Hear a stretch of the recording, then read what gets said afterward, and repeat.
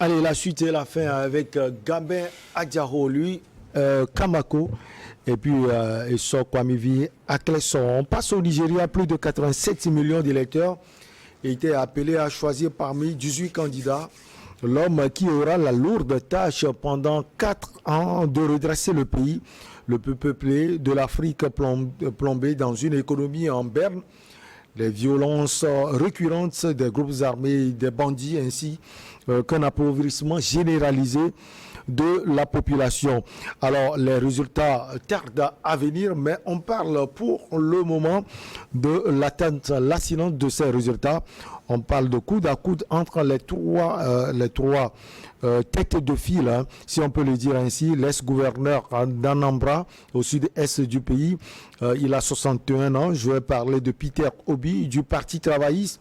Il y a Bola Tinubu, 70 ans, qui représente l'APC du président Muhammadu Buhari, qui se retire après 2 mandats de 4 ans, chacun si on peut le dire. Et à 76 ans, l'ancien vice-président Atiku Boubacar de l'opposition PDP. On donne la parole à qui? Au coach Kwamivi Esso Akleso. Dans tous les cas, les Nigérians attendent le résultat avant de vous donner justement la parole. On va les écouter.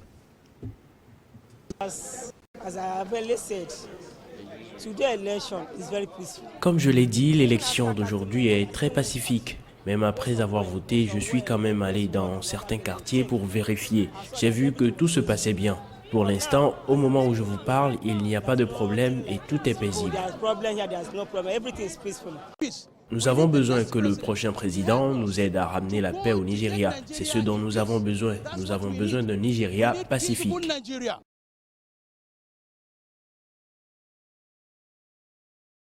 Les Nigérians se sont exprimés. Alors la paix, la sécurité, le progrès social, le progrès économique et autres, c'est ce qu'on peut entendre de la bouche des Nigérians. Coach Kwamivi. En réalité, c'est déjà prévisible. Moi d'abord, comme on a couplé plusieurs élections, ça alourdit les choses, donc c'est normal que les résultats traînent. Maintenant, nous savons déjà qu'il y a pénurie de billets de banque, il y a le chômage, il y a pénurie de carburant, il y a tellement de choses qui manquent au Nigeria actuellement. Heureusement que quand j'ai vu la vidéo, nous on le disait, je ne comprends pas que quand vous allez au Lagos, voilà qu'il y a une partie de la vidéo qui a montré que le Nigeria aussi a un quartier qui ressemble beaucoup au Togo. Donc ça voudrait dire que le président a du boulot à faire par rapport à ce genre de choses. Donc ce n'est pas quelque chose de particulier, sinon c'est de bon augure quand on traîne pour que des résultats viennent. La population n'a qu'à être dans l'attente, mais d'une manière ou d'une autre, on connaîtra le futur président. Pour être élu dès le premier tour, le vainqueur doit obtenir, outre la majorité des suffrages exprimés, au moins 25% des voix dans les 2/3 des 36 États de la Fédération auxquels s'ajoute le territoire de la capitale fédérale Abuja. Sinon, un second tour devra avoir lieu dans les 21 jours. Alors lui, Kamako, les candidats sont connus, ceux qui sont en tête surtout, je l'ai dit tout à l'heure. Il y a Peter Obi du Parti travailliste, il y a Bola Tinubu du APC, si on peut le dire ainsi, et puis l'autre vice-président Atiku Boubacar. Alors vous voyez qui véritablement percé? C'est une situation inédite qui se produit parce que depuis le retour de la démocratie en 1991, le pays n'a jamais connu une élection à 2 tours. Mais tel que les choses se dessinent, tel que les choses se profilent à l'horizon, je pense qu'on tend vers l'ajustement. Puisque tu parlais de Peter Obi aujourd'hui, qui est considéré comme le outsider de cette élection-là, mais qui à un moment donné a réussi justement à gravir les échelons. Pourquoi les Nigérians sont-ils fatigués de la gouvernance des deux partis phares du pays? Entre autres, parce que quand vous prenez quelqu'un comme Tinubu, qui représente aujourd'hui Mohamed Buhari, dont le bilan laisse à désirer, je pense que les Nigérians veulent aller dans ce qu'on appelle la rupture aujourd'hui, rompre avec la gouvernance de Mohamed Buhari. Même si on sait que c'est un pays à dominance musulmane, parce que Peter Obi, on le dit, c'est un chrétien. Parce que dans un pays comme ça, 61 ans, jeune aussi. C'est-à-dire on met souvent le curseur sur la religion, parce que ça aussi c'est déterminant dans le choix des présidents.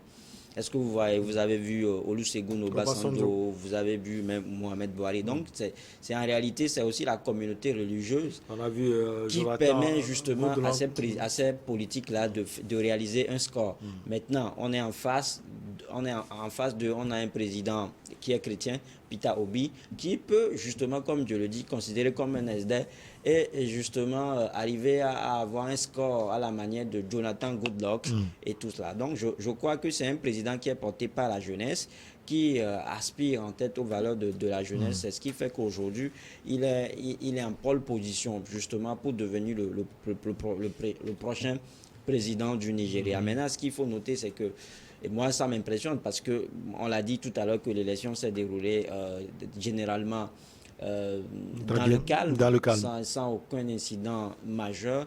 Donc, je pense que c'est des choses à copier. Et aussi, il faut également féliciter le président Mohamed Buhari qui a dû justement rendre le tablier après 2 mandats constitutionnels. Il aurait pu, lui aussi, puisqu'il a la majorité au Parlement, triturer la Constitution et continuer par se représenter. Mais je pense que c'est un exemple qu'il a donné. Le Nigeria constitue pour moi, le Nigeria, le Ghana sont pour moi un modèle en démocratie et il revient en fait à nous les pays africains francophones en fait de suivre ce genre de modèle pour que nous ayons la paix en Afrique. On parle de lenteur du réseau. Le groupe d'observation Yagra Africa s'est dit profondément préoccupé par ces retards. En tout cas, comme Coach Sol a dit tout à l'heure, les Nigérians, tôt ou tard, vont connaître le nom du futur président du pays. Mais dans tous les cas, on a vu dimanche passé, Peter Obi a dénoncé certaines irrégularités. Alors, Gabin Adjao, comment vous voyez l'attente des Nigérians? C'est tout à fait normal quand vous faites les élections, surtout que ce sont des élections générales. Nous sommes en Afrique et on connaît le système informatique ici. C'est beaucoup plus difficile d'obtenir les résultats beaucoup plus tôt, mais je pense qu'ils sont à pied d'œuvre pour faire remonter ces résultats-là. Et bon, à un certain moment, du moins, dans pas plus de 48 heures, ils auront le nom de leur président. Ce sont moi, c'est le déroulement de l'élection. Tant qu'il n'y a pas eu de heurts, je pense que tout va se dérouler dans une ambiance bon enfant. C'est vrai que les 2 mandats successifs de Buhari ont plongé le pays dans une crise sécuritaire, financière et même sociale. Aujourd'hui, le Nigeria est un géant au pied d'argile quand on prend un pays qui représente pratiquement beaucoup pour la sous-région, la première puissance de la sous-région, qui a une population de 40,1% qui sont pauvres. Ça veut dire que c'est une situation assez délicate pour ce pays-là. Et le Nigeria connaît une crise énergétique aussi. Ça veut dire que le prochain président va connaître assez il aura un lourd chantier. C'est un pays très corrompu, 76 sur 100 points sur l'échelle de corruption. C'est l'un des pays les plus corrompus de l'Afrique. Ça veut dire que, véritablement, quand vous dirigez ce genre de pays, il y a beaucoup de choses à faire. La famine, la pauvreté, la crise énergétique et tout ça, c'est compliqué de développer un pays si vous n'avez pas toute la capacité énergétique. Le Nigeria, c'est l'un des plus grands producteurs en matière d'énergie électrique, mais ce sont ceux-là même qui souffrent beaucoup plus. Ils préfèrent vendre plutôt que d'en utiliser chez eux. Donc je pense que même surtout dans les zones minières, la pauvreté, c'est beaucoup plus dans les zones où la population voit ses ressources exploitées, mais n'en profite pas. Le prochain président aura une lourde tâche. Bola Tinubu, c'est pratiquement le Buhari second. Donc, on attend voir s'il va pouvoir remporter ces élections-là. Mais moi, mon autre problème, c'est le vieillissement de la classe politique nigériane. C'est pratiquement des septuagénaires. Atiku Boubacar, 76. Seul Peter Obi, 61 ans. 61 ans. Ils sont tous pratiquement des septuagénaires. Donc, je pense qu'il faut renouveler la classe politique parce que, entre-temps, il y a eu même des présidents qui étaient décédés sur le trône présidentiel. Donc, du coup, je pense que le Nigeria doit penser aussi à renouveler sa classe politique et aider beaucoup plus les jeunes à venir au pouvoir. Sinon, à un certain moment, ils n'auront plus la capacité d'aller à à un développement beaucoup plus plausible parce que vous voyez, Boari, c'est un mandat assez possible pour lui. Il était à chaque moment malade, à chaque moment en Angleterre pour se faire soigner. Et tout ça, c'est assez compliqué. Si vous mettez encore ce genre de personnes au pouvoir, c'est assez compliqué. Peter Obi, bon, il fait bonne figure et les jeunes lui font confiance, mais est-ce que les grands électeurs et tout ça vont pouvoir lui donner la voix? Peut-être qu'il y aura un deuxième tour, ce qui serait inédit parce que le Nigeria n'a plus connu de deuxième tour pendant très longtemps. On verra ce que ça va donner par après, mais je pense que Peter Obi à la tête du pays, ce serait un grand atout pour ce pays-là. Allez, on va terminer par le Togo. Les voies publiques sont souvent encombrées au Togo, ce qui représente un véritable problème pour les populations et les autorités publiques. Pour résoudre cette situation, le gouvernement togolais a décidé d'adopter une démarche participative et inclusive. Les autorités ont interdit l'occupation illégale de la voie publique tout en amenant les occupants illégaux à libérer l'emprise. Pour des raisons qu'on connaît tous. En tout cas, l'opération, on peut dire que c'est déjà parti. Coach Kwame Vie, ils sont à Clessor. Vous êtes souvent sur le terrain, si je peux le dire ainsi. Quelle est la réaction justement de la population togolaise? C'est la désolation totale qui s'est installée. Parce que je ne peux pas comprendre un pays qui a été secoué par Covid-19, un pays qui a été secoué par les crises économiques, un pays dont on nous dit que les gens ont de la peine à trouver le repas quotidien, un pays où les femmes sont allées prêter de l'argent pour venir faire quelque chose et que on nous dit, un pays dans lequel même on nous parle de résilience, un pays dans lequel le président fait forum des agriculteurs pour dire qu'on va relancer les choses et au même moment, on détruit l'économie de ces hommes, quoi qu'on dise. Alors, c'est l'impression que vous avez, est-ce que c'est ce n'est pas l'impression que on a détruit il y a derrière des mesures qui des mesures sont prises sans doute par les autorités. Non, il y a jusqu'à maintenant, il n'y a pas une mesure qui est prise pour aider ces gens de personnes parce que les maires font une fuite en avant. En droit, par exemple, en droit administratif, le gouvernement peut prendre une décision, mais toi, le maire qui est élu sur un territoire donné, tu dois connaître ta population. Si ça ne peut pas aller, tu peux quand même contester de manière juridique cette décision en attendant que ma population n'est pas encore prête, en demandant un délai supplémentaire. Et quand tu ne t'attends pas, alors là, vous restez en justice et le juge va décider réellement, est-ce que, je parle de, on appelle ça conflit de compétence, le juge ne peut décider non que, étant donné ce qu'il a avancé, sa population ne peut pas subir encore ça, et ça peut le mettre. Tous les maires disent que c'est le gouvernement, puis c'était là-dessus. Et ce n'est pas bien. Quand on dit à la femme qui vend de la bouillie à des mains, on lui dit de dégager là-bas. Est-ce qu'elle peut aller louer une chambre pour vendre, une boutique pour vendre à demain dedans?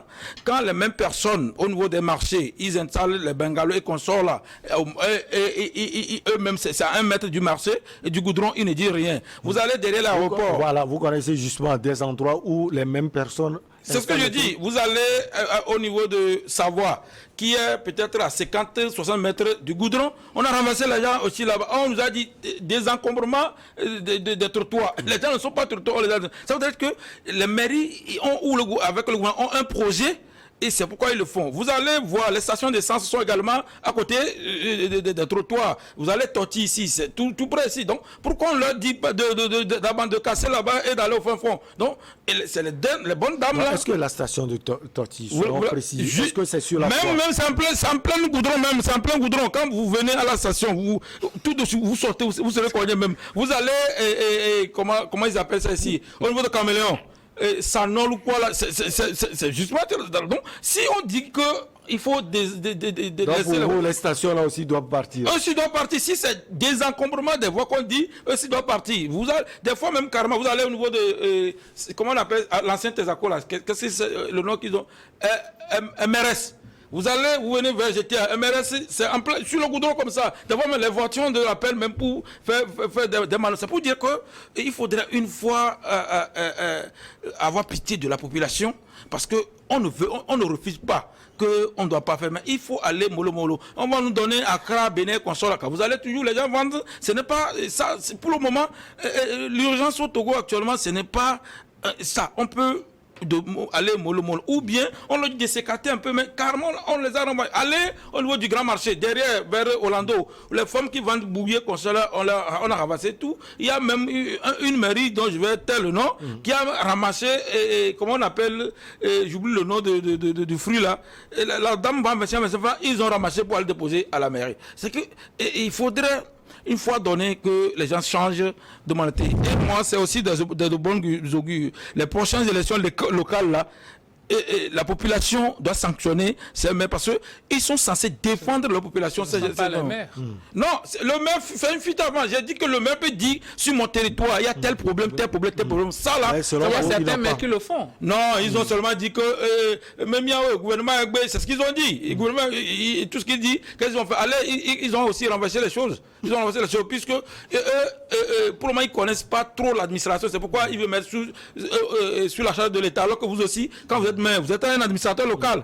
Donc vous aussi, prenez des décisions pour dire on va faire, mais modérément, eux, ils font ça. Et sans oublier que ces casses-là vont dépouiller les maires et les mairies économiquement, hein, parce que ces gens qui sont installés là, ce qui donne, c'est les maires d'art, c'est les mairies qui ont autorisé ces gens de personnes à s'installer, parce que quand vous allez, ils te disent d'aller chercher la place, quand tu as la place, tu vas venir, ils te le donnent. Les gens payent normalement, donc c'est pour dire que ceux qui ont fait des prêts, ceux qui ont fait tout ça là, comment ils vont rembourser ça?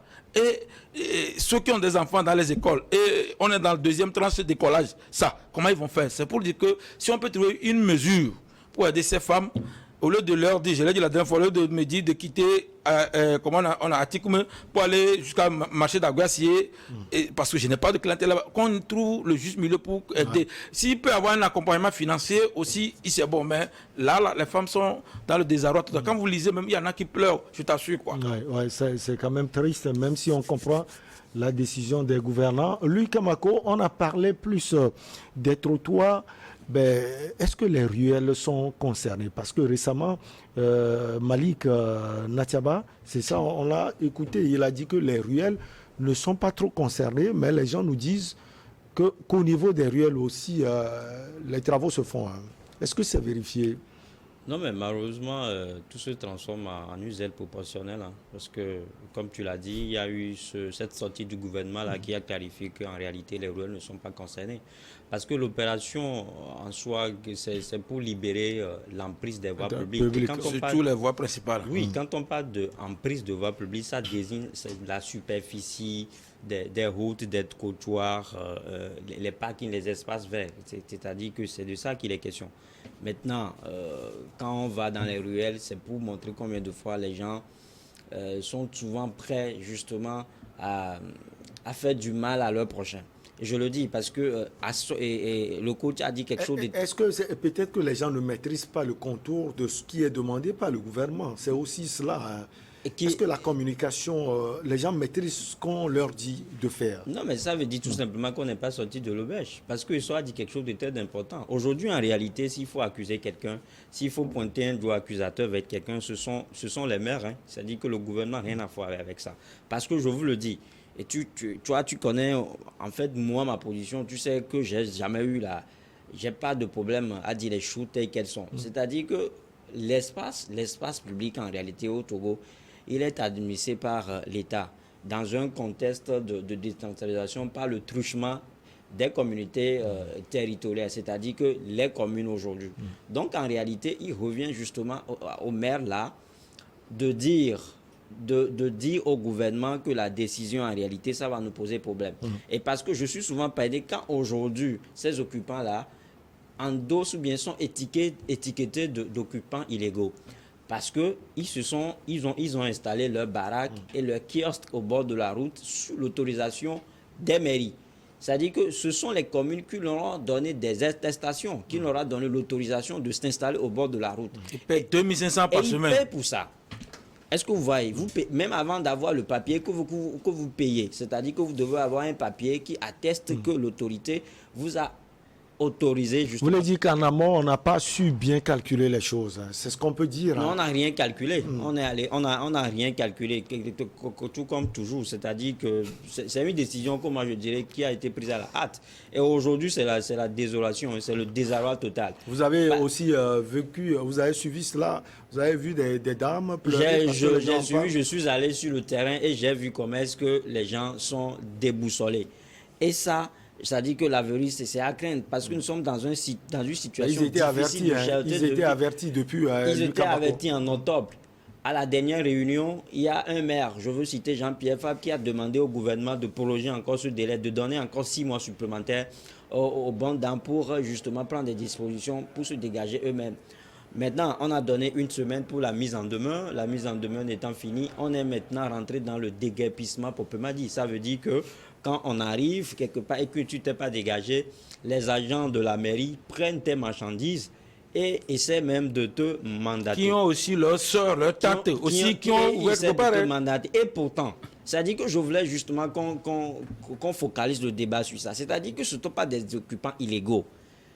C'est des gens qui ont été autorisés. C'est des gens qui ont été autorisés par les Vous avez été mairies. autorisé à un moment donné, on vous a dit, écoutez, à partir de tel et tel moment, même si je comprends hein, ce qui se passe Il n'y a actuellement. rien à comprendre dans ce contexte. Je comprends leur peine, S'il y a quelque mais chose ils ont à été faire, avertis. c'est-à-dire que vous demandez aux gens, c'est-à-dire libérer cet espace et c'est-à-dire que par extension, vous allez même chercher à les dédommager.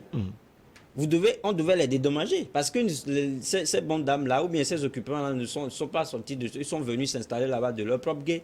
Ils ont demandé la permission et la permission leur a été accordée. Ils paient des tickets d'encombrement chaque fois. Là. Du jour au lendemain, on leur tête d'occupants illégaux. Moi, je trouve que c'est ce qu'on appelle de la malhonnêteté, de la malhonnêteté communale. Et parce que en réalité, ça ne doit pas se passer comme ça. Et c'est pour ça, je dis toujours, et j'ai toujours aménagé ce politique-là qui dit qu'au Togo, on peut faire une chose et en même temps son contraire. Alors, Gabin Adjao, est-ce que c'est les maires qui ne maîtrisent pas les contours et surtout ceux qui les représentent hein, parce qu'on dit que les gens viennent et ils font de n'importe quoi. Moi, je n'ai pas été sur le terrain. Hein. C'est d'ailleurs pourquoi je pose la question au coach Soko Amivi à Clessor et à mon frère Lu Kamako. Est-ce que les gens ne maîtrisent pas le contour de la chose ou quoi? Qu'est-ce qui se passe sur le terrain? Non, on ne peut pas le dire ainsi, parce qu'un déguerpissement, c'est un déguerpissement. Il n'y a pas de méthode à ça. C'est que ce ne soit pas les maires qui maîtrisent ou bien le ministre de l'administration territoriale. L'ordre est venu de haut. Vous savez, tu peux avoir une commune et tu peux être maire quelque part, mais quand l'État décide de faire quelque chose sur toute l'étendue du territoire, tu ne peux absolument rien dire. Sauf que, bon, à l'intérieur du pays, c'est épargné pour le moment. Alors, quand on voit la proposition de Jean-Pierre Fabre tout à l'heure, Lucas Mako l'a dit, s'il était suivi par certains maires, on allait donner encore quelques temps. Le problème est que lors de la réunion avec le ministère de l'administration territoriale, il y a certains maires qui se sont tus. Lors de cette réunion-là, Jean-Pierre Fabre, lui, il a fait la même proposition. Il y a certains maires, pratiquement 99%, ils n'ont absolument rien dit, ils ont accompagné le gouvernement. Donc, du coup, aujourd'hui, ils ne peuvent plus revenir en arrière pour dire autre chose. Jean-Pierre Fabre, il est dans sa logique. Il a déjà dit à la réunion. Donc aujourd'hui, il le redit encore. Seulement que bon, le gouvernement n'est pas d'accord. Ils lui ont dit, bon, on t'accorde une semaine encore. Il faut informer tes amis qui sont sur l'emprise des voies. Et puis bon, et après une semaine, si tu ne fais absolument rien, bon, l'État va venir avec ses bulldozers les déguerpir de là. C'est aussi simple que ça. Mais moi, ce qui me dérange un peu, c'est qu'on connaît l'état de notre pays. Coach Sokom vient de dire quelque chose de très important. Nous sommes dans un pays qui a été secoué longtemps par le Covid-19. Et ensuite, aujourd'hui, nous sommes un pays en majorité informelle, où le pays vit sous informel, le secteur public ne prend même pas 1% de la population active, les jeunes se débrouillent, la plupart des jeunes qui ont des conteneurs au bord de la route sont des étudiants, ils sont sortis de là, ils n'ont pas encore trouvé à faire. d'autres ont participé à des concours il y a de cela 3 ans, les résultats ne sont pas encore proclamés. Donc, ils attendent toujours. Et dans cette attente-là, ils ne sont pas résignés, ils veulent quand même faire quelque chose. Il y a des jeunes qui ont fait des conteneurs. Le petit conteneur aujourd'hui, c'est pas moins de 350 000 francs. Tu fais un prêt, tu fais ça, tu achètes des marchandises, et puis après, on vient te dire, bon, dégapis de là, alors que tu as obtenu une autorisation de la part de la mairie, de la commune, là, et cette même commune vient te dire que non, tu ne peux plus rester là, parce que, bon, je pense que l'État a usé d'une ruse, en fait. Ce sont les communes. Hein. Vous voyez, après le déguerpissement, pendant que le déguerpissement a commencé, l'État est encore sorti pour faire un communiqué, bon, d'aller avec la méthode et tout. Quelle méthode on dit? On dit déguerpir les gens. Maintenant, vous venez encore parler de méthode. C'est vous qui avez demandé à ce qu'on déguerpisse ces gens-là. La dernière fois, j'ai vu quelque chose au niveau d'Atikoumé où on ramassait pratiquement les chaises des gens, les nourritures et tout. Ils emportaient tout dans un camion ébéné. Moi, je me suis dit, ben, qu'est-ce qu'on est en train de faire? Au moins, quand même, soyons un peu humains envers ces gens-là. Ces gens, imaginez quelqu'un qui a fait un prêt dans une microfinance, c'est avec ça il nourrit sa famille, c'est avec ça il nourrit ses enfants, c'est avec ça il paie la scolarité, et vous demandez à cette personne-là d'aller à la maison. Il va rester à la maison avec des prêts. Comment il va faire pour, premièrement, payer la microfinance et subvenir aux besoins de ses enfants et de sa famille? C'est assez compliqué aujourd'hui. Donc, je pense que déguerpir la voie publique, bon, c'est bien. Faire de la place aux piétons aussi, c'est une bonne chose, mais quand même, ça peut être fait avec la méthode. Je ne pense pas que sur toutes nos voies publiques, les gens occupent les trottoirs. Il suffit juste de dire, bon voilà, il faut laisser quelques mètres aux piétons de passer, et puis le tour est joué. Et donner un laps de temps à ces personnes-là de pouvoir se refaire, parce que dans certaines zones, vous allez voir, il y a certaines personnes qui ont même poussé au loin le mur pour mettre le conteneur dedans, pour que, bon, il y a de l'espace. Je pense qu'il y a beaucoup de personnes qui peuvent faire ça. Donc, la méthode, ça vient du gouvernement, et le gouvernement a demandé à ce qu'on déguerpisse les gens, c'est ce que les mairies font, mais c'est très difficile pour nos populations, pour nos jeunes frères et tout, qui sont quand même laissés à eux-mêmes, parce que c'est pas l'État qui leur a fait des prêts, c'est pas l'État qui les accompagne, ce sont eux-mêmes qui se débrouillent, et on vient quand même casser leur commerce. C'est assez difficile. C'est triste. Les conséquences en 2 minutes, coach Kwame Vie soit à quel sort? Étant donné que les terroristes sont à nos portes, les conséquences, c'est que les jeunes là sont de laisser aller et de potentiels recrues pour les terroristes. En plus de cela, le vol va augmenter dans le milieu avec la prostitution et consorts là. Et je dis aussi que c'est l'économie qui meurt ainsi. Et si on ne sait pas faire, on est en train de créer des futurs rebelles. Et ça, ce n'est pas bien. Il faudrait que la maire sur le CG dit, il va répéter, le maire peut refuser une décision du gouvernement quand il voit que l'impact de cette décision sur sa population est négatif dans l'immédiat. Il peut le faire. Ils peuvent aller au niveau du médiateur de la République pour régler ça avec, ou bien le juge administratif peut régler ça de la République. Il y a, non, parce que, non, tu peux dire qu'Awanana est corrompu comme un non. Non, je dis pas ça. Je ne pas dire quand il y a un problème, quand il y a un problème, quand il y a un problème, quand vous lisez, quand il y a un problème entre deux personnes de l'administration ou l'administration et une entité, vous pouvez aller, le médiateur de la République règle aussi le problème. Est là pour ça. C'est ce que vous voulez dire. Oui, en 1 minute, les conséquences. Non, mais l'augmentation du taux de criminalité, les uns les autres l'ont dit, parce que ceux qui sont là-bas aujourd'hui, ils occupent les trottoirs, ils font des petites activités, ça leur permet de joindre les deux bouts. Mais au-delà, je crois qu'on doit tous l'observer, parce que quand vous sortez dans la nuit maintenant, c'est de l'obscurité, parce que toutes ces bonnes dames-là, tous ceux qui occupent éclairer les voies. Éclairer justement les voies. Maintenant, ça revient justement le gouvernement fait un travail au niveau des voies. On éclaire les voies. Éclairer les voies davantage. On éclaire les voies. Ok, je suis d'accord. Maintenant, l'autre question, est-ce que c'est la priorité du moment? Non, je ne pense pas. Je pense qu'on sort juste d'une crise à coronavirus avec une économie qui est complètement à berne. Et donc, je pense qu'on devait normalement donner un coup de pouce à notre économie. Maintenant, les priorités du gouvernement sont là. On nous a parlé du plafonnement du prix du loyer. On a demandé à ce que le SMIC soit augmenté dans les entreprises privées. Tout cela n'est pas mis en application. Et je crois qu'on ferait mieux de veiller sur ces mesures-là, au lieu de vouloir... Je ne suis pas contre le désencombrement, bien évidemment, mais j'aurais aimé que la priorité aujourd'hui, que l'État revienne en fait s'assurer que des mesures qui ont été prises pour l'augmentation du SMIC de faire face à la vie chère soient suivies. Et donc, je parlais justement de l'augmentation du SMIC et il y a le loyer, prix du loyer. Mais, oui, 30 secondes. 30 secondes, je pense que la priorité, c'est pas ça, hein, parce qu'il y avait déjà des espaces qui avaient déjà été désengorgés. Par exemple, quand on prend l'espace vert, le supposé espace vert qui avait été créé au niveau de GTA, les arbres là n'ont jamais atteint au moins 5 cm. Je ne sais pas ce qu'on en a fait.